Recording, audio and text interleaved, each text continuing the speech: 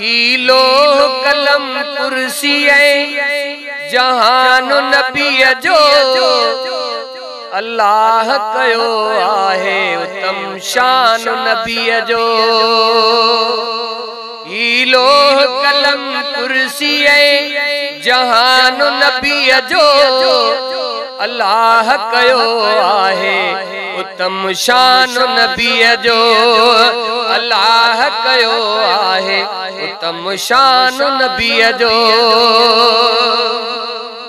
तू सवाल करे सज भी गंज मिले तो ही देहु सजो सदके हबीबन जे हले थो। तू सवाल करे सज भी गंज मिले तो ही देहु सजो सदके हबीबन जे हले थो। महशर ताईं न बंद थींदो दान नबी जो अल्लाह कयो आहे उत्तम शान नबी जो। अल्लाह कयो आहे उत्तम शान नबी जो। हीलो कलम कुर्सी जहान नबी जो अल्लाह कयो आहे उत्तम शान नबी जो। आदम के मिली माफी हुई हुजूर जे सदके हर चीज सलामत असंदस नूर जे सदके। आदम के मिली माफी हुई हुजूर जे सदके हर चीज सलामत असंदस नूर जे सदके। तारीफ सा भरल आहे कुरान नबी जो अल्लाह कयो आहे उत्तम शान नबी जो। अल्लाह कयो आहे उत्तम शान नबी जो। हीलो कलम कुर्सी जहान नबी जो अल्लाह कयो आहे उत्तम शान नबी जो।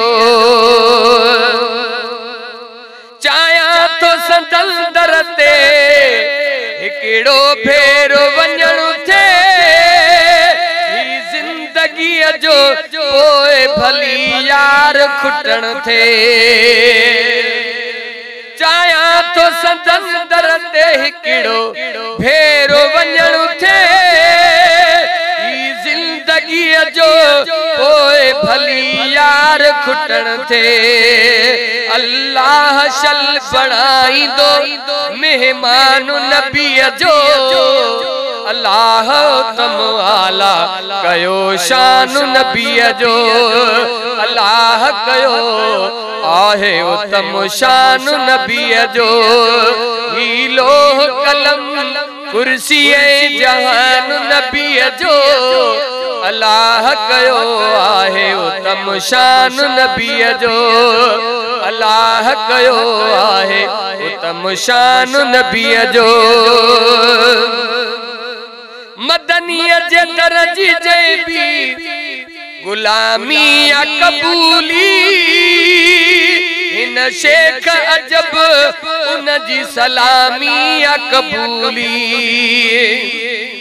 मदनीअ जे दर्जी जे भी गुलामी या कबूली इन शेख अजब उन जी सलामी या कबूली। बेकार हिन बंदे ते एहसान नबी जो बेकार हिन बंदे ते एहसान नबी जो। अल्लाह कयो आहे उत्तम शान नबी जो।